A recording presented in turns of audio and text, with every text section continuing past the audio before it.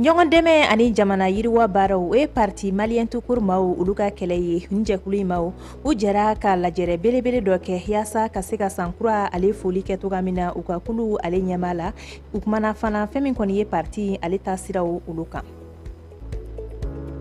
Mali armée ale san 64 sɔrɔ o ɲɛnajɛw okumu kɔnɔna la AFLED Association des femmes leadership et de développement durable olu ye jelidiba kɛ jamana finitigilakaw olu tɔgɔla sabula ko wale siman dɔgɔn faso jɔ baaraw la ko ni ye maa kelen ni ye jeli foroko kelen di k'i ye maa kelen ni kisi. Mali kɔnɔ ani Mali kɔ kan n'aw bɛ ka Advance TV lajɛ ni waati in na a ye ko ɲuman kɛ anw sugandili la ka aw kunnafoniya ni ne bi kunnafoni ale bakurubaw ye a ye aw bisimila bi kunnafoniyaw olu kɛnɛ kan. I n'a fɔ an y'a fɔ aw ɲɛna toga min na kunnafoni daminɛ la parti tɔn min bɛ yen nɔ n'a bɛ fɔ ale ma ko Malien tout court n'ale sigilen don ɲɔgɔn dɛmɛ ale ni jamana yiriwali baaraw ko kama olu kɔni ye lajɛrɛ belebele dɔ kɛ yaasa ka se ka sankura ale foli kɛ toga min na u ka kulu ale ɲɛma la lajɛrɛ kofɔlen ale kɛra Skype la immeuble IB groupe ale jabala yɛrɛ la kɛnɛ kan fɛn min kɔni ye nin kulu in maaw ye u kumana parti tasiraw kan ni ka laban ka jira k'a fɔ kulu kɔni na to parti in kɔ a ka baara waliyalew olu bɛɛ lajɛlen la Mamadou Diallo ale bɛ caman ɲɛfɔ ye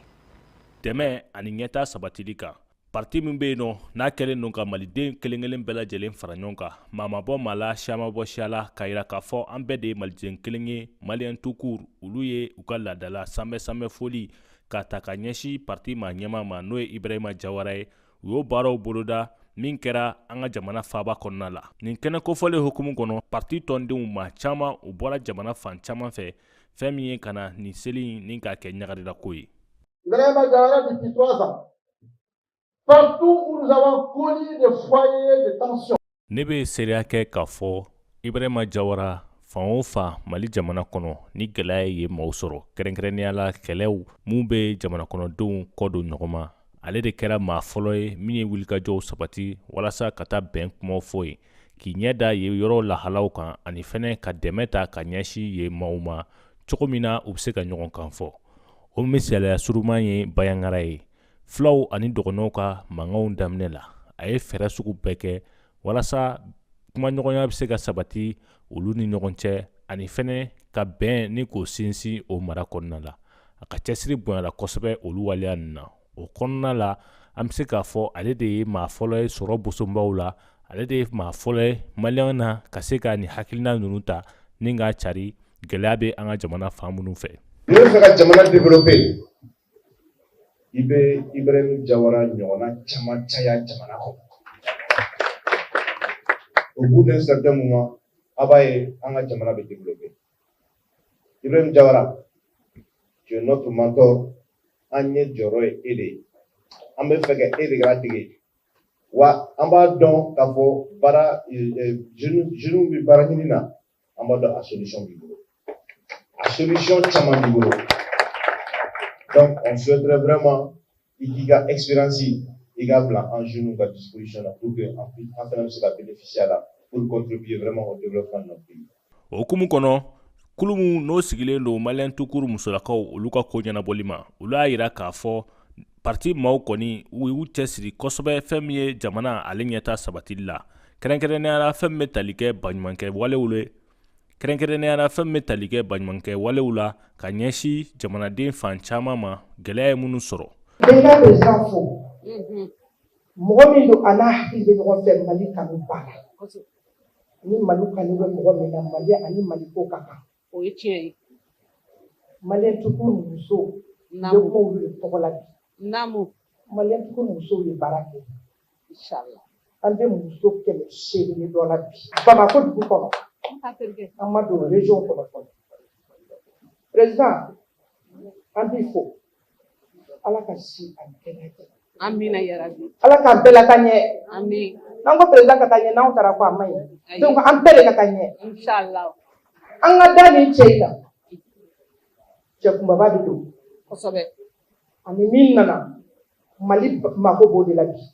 O ye tiɲɛ. Hakilina min b'a fɛ Mali mako b'o de la bi. A nana ko ka denmisɛnninw bɔ tiriki dɔrɔgɔ ni dennanin na.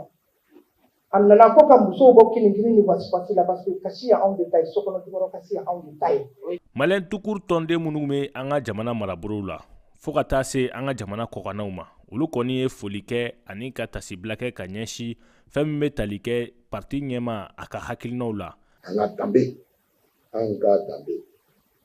danbe fɔlɔ jumɛn ye an ka kumakan bato est-ce que mɔgɔya ye olu ka kumakan bato wa olu nana o mission de la n'o mission banna olu bɛ spécialité u bɛ sigi u ka caserne kɔnɔ. Donc il n'y a pas de procès d'intention. Et moi je suis sûr et certain mɔgɔ minnu bɛ procès d'intention kɛ u t'a dɔn mɔgɔ minnu c'est des officiers de valeur qui respectent leurs paroles et ils respectent leurs paroles. An k'u dɛmɛ u ka mission a ka se ka réussir. Diɲɛlatigɛ yɛrɛ lɛ de n bɛ boli ni sɛgɛnna n b'a ye dɔ fana a fana bɛ dɔ kɛ n'a sɛgɛnna a fana bɛ dɔ la a bɛ dɔ kɛ. An ka u dɛmɛ u ka se ka bɔ mission réussir u ka se ka lɛ u ka se ka boli kosɛbɛ an bɛɛ k'u pousser u ka se ka boli force jusqu'à ce que ils atteignent leur objectif. L'objectif n'est pas autre que Mali jamana ka bɔ nɔgɔ. Nin kɛnɛ kɔni a kun cɛla ni foli ani tanuninkanw ye ka ɲɛsin maliyɛn tukur ma ɲɛmaw ma ani tɔnden kelen kelen bɛɛ lajɛlen ani fɛnɛ u ye hakilinaw ta cogo min na u ka parti a bɛ se ka sinsin jamana fantan ani naani bɛɛ lajɛlen na walasa politiki bunakuu kan u ka laɲini ye mun ye u bɛ se k'o lasɔrɔ.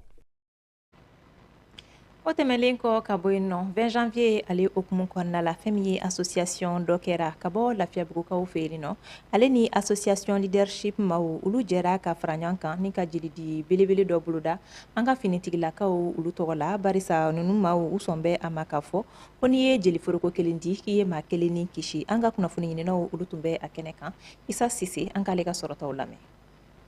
N'a ka faso kanu ni a ka dɛmɛ ka se finitigilakaw fan fɛ tɔnkulu mun bɛ yen n'a bɛ wele ko association dɔ kɛra ale ni Afled olu ye bolodi ɲɔgɔnma kɛ ka nin don kɛrɛnkɛrɛnnen sigi jelidi kama ka se ka sɔrdasiw minnu joginna k'olu dɛmɛ. O de ka dɛmɛ don an yɛrɛ ma sabu ka dɛmɛ don an lakanabagaw ma o ye ka dɛmɛ don aw yɛrɛ de ma wa an lakanabagaw minnu fana bɛ kɛ kɛlɛkɛyɔrɔ la u k'a dɔn k'u bɛ kɛlɛ min na k'u tɛ k'a kɛ u yɛrɛ kelen ye. U k'a dɔn k'u bɛ farati minnu kɔnɔ k'u kelen tɛ farati la ko anw yɛrɛ bɛɛ de bɛ farati la. Afled tɔnden minnu tun bɛ kɛnɛ kan olu ye u ka nisɔndiya yira u ni association dɔ kɛra ka nin dɛmɛ la ka se jamana ɲɛmɔgɔw fan fɛ. Ka se ka denmisɛnninw ni musow fara ɲɔgɔn kan se sigida ka avancer jamana ka avancer o kɔnɔna la an fɛnɛ k'a lajɛ an ka se k'an fara ɲɔgɔn kan jamana bɛ se ka taa ɲɛ cogo min na. Lafiyabugu ni kin wɛrɛw sifinw bɔra ka caya ka taa u jeli di k'u ka fasoden ɲumanya jira. Jolidi a nafa tɛ se ka fɔ ka ban ne yɛrɛ ka jolidi waati bɛɛ kɔnɔ n'i y'a fara ɲɔgɔn kan jolidi 32 de don ne ye jolidi fo siɲɛ 32 n'i ye joli di i ye ni lakana o de slogan bɛ jolidi yɛrɛ nɔfɛ donc o de tun welewele kan bɛ n fɛ k'a fɔ mɔgɔw ye u ka wuli u ka taa joli di tɛ baasi ye kɛnɛyaso mɔgɔw bɛ o de kama jeli tɛ taa ti donc jateminɛ dɔ b'u bolo u b'o de kɛ yanni ka se joli ta yɔrɔ ma ni i bɛ se ka joli di u bɛ joli ta ni tɛ se k'a di fana u b'a f'i ye. Jeli ye fɛn ɲɛtiba bɛ min na farikolo kɔrɔ ani min kan ka di mɔgɔw ma minnu mago b'a la jeli di o ye nin kisi ye. An bɛ taa ni kunnafoniya ye halisa k'aw ladɔnniya k'a fɔ ko muso dolantan ɲɔgɔn dan belebele min kun bila bɛɛ sen kan n'a bɛ fɔ ale ma ko championnat national féminin U17 ale baaraw olu kun cɛra janvier kalo tile 20 stade Mamadou Konate ale la fɛn min kɔni ye a final kɛnɛ kan ko les Amazones de la commune 5 ale ni Super Lion maaw k'olu de tun bɛ ɲɔgɔn na ko ɲɔgɔn kunbɛn in k'ale labanna Amazone maaw olu ka sebaya sɔrɔli la ni bikuru 3 ye Kajatu Bakayoko.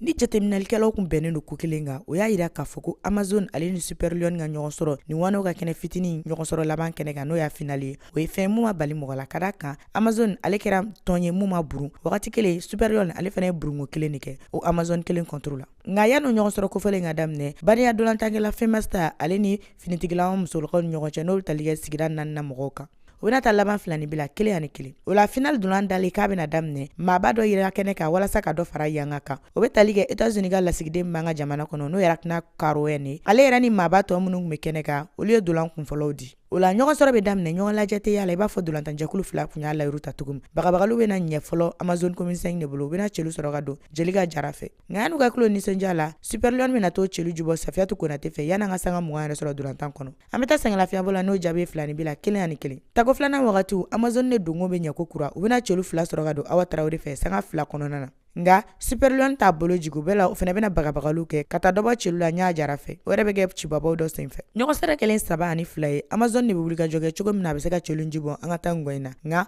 o baara tɛ ɲɛ Amazon de bena wuli k'i jɔ ni sɛbɛn ye 3 ani 2 o la jonjo ko ta fanfɛla la ko ɲɛmaa n'an k'olu ma officiel olu ka jonjo sɔrɔlen Aïsera de Bamako n'ale kɛra jɔyɔrɔ 3nan ye ale ye médaille sɔrɔ fo ka taga se Superlion damdalen ma olu ye médaille sɔrɔ fo ka taga se donbolo ma n'o ye enveloppe symbolique o baaraw tɛmɛnen kɔ ɲɔgɔn tɛ ɲɔgɔnmada n'o ye Amazon comme 5 ye olu ye médaille sɔrɔ ka donbolo sɔrɔ fo ka taga se jonjonba yɛrɛ ma ala ka Mali basigi ala ka football kɛ facteur mun bɛ kɛ facteur de cohésion ye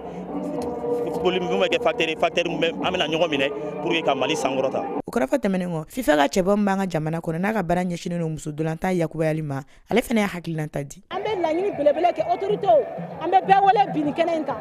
bɛɛ k'i yeux de regard dɔ kɛ muso dolantan na denmisɛnnin mansaw an bɛ bɛɛ wele tolanci ani kalan bɛ taa tolanci a bɛ denmisɛnnin dilan a bɛ musoman dilan tolanci a ka ɲi farakolo ɲɛnajɛ yɛrɛ bɛɛ ka ɲi parce que a b'an permettre également ka kɛnɛya sabati kɛnɛya b'a kɔnɔ denmisɛnninw hakili dilan b'a kɔnɔ mara b'a kɔnɔ nin sɛbɛn in bɛ kɛ sababu ye ka Amazon kɛ tɔn fɔlɔ an ka jamana kɔnɔ mun wulila k'i jɔ ni nin wale ka kɛnɛ kofɔlen ye ka da kan kabini an ka jamana dolantan ko kun bɛ sen kan fo ka se bi ma nin tolo ɲɔgɔnna kun ma da fɔlɔ an sera ka fɛn minnu sɔrɔ ka jiraw la bi kunnafoni nasira la o de nin ye aw ni ce aw ka danaya la aw k'an bɛɛ donna nataw la Advance TV ale kɛnɛ kan ala ka Mali lakana